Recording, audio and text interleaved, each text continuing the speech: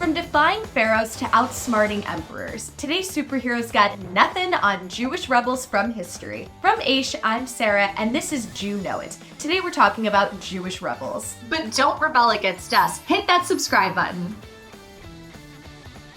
The first ever recorded Jewish rebellion was by the ancient Jews of Persia, led by Queen Esther, which went down in 355 BCE. Here's what happened. Haman, the advisor to the king, fell into a rage after Mordechai refused to bow down to him. Talk about it. As a result, Haman called for Jews in Persia to be wiped out. But Queen Esther had other plans. And we must fight back! And that's exactly what they did, resulting in the Jews taking down Haman and the bad guys in sweet victory. Today we celebrate this uprising through the holiday of, You know this one. Purim. From 167 to 160 BCE, Judah Maccabee led the Maccabean Revolt, a rebellion against the Greeks who colonized the Jews' land and told the Jews they couldn't be Jews. You're kidding. But Judah and his forces were legendary, known for their speed and guerrilla tactics that punched way above their weight, leading the Jews to a victory against the massive Greek army. As a result, the Jews reclaimed their land, reinstated Jewish rule, and secured a treaty that restored their freedom. How are these events celebrated? Wanna guess? I'll give you a hint. It's 8 days. You know it. Hanukkah. Do you have a favorite Jewish rebel? Let us know in the comments.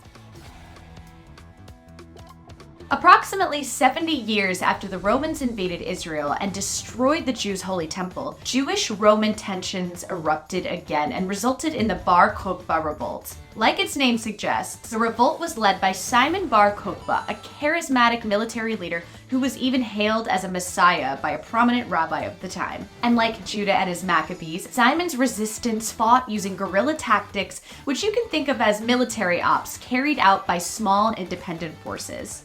Fools. The resistance succeeded in the Jews forcing the Romans out of their land, resulting in a Judean state called Judea, a region that overlaps with where Israel stands today. Unfortunately, though, this rebellion didn't end well. The Roman emperor returned with his forces and wiped out Judea. By 1943, the Warsaw Ghetto had become a living nightmare.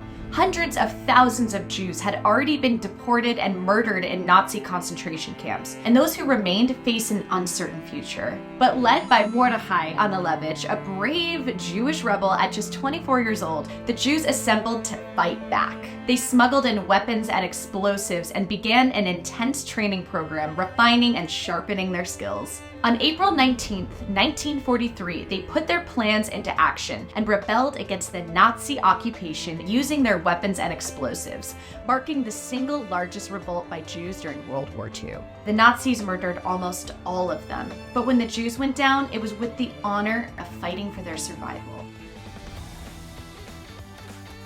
So what do Queen Esther, Judah Maccabee, Simon Bar Koka, Mordechai Anielewicz, and other Jewish rebels from history have in common? The 6 principles of Jewish leadership. Independence. Think for yourself. Empowerment. Every person has the power to change the world. Perspective. Pain is insignificant when compared to the reward of doing the right thing. Trust. You know that you're not alone and that with God's help, you will be successful. Patience. You know that change takes time. Joy. True joy is fighting for what's right. Whether you're resisting or not practicing these leadership principles is a way to embody the rebellious, courageous, brave spirit of the Jewish people throughout history into your life.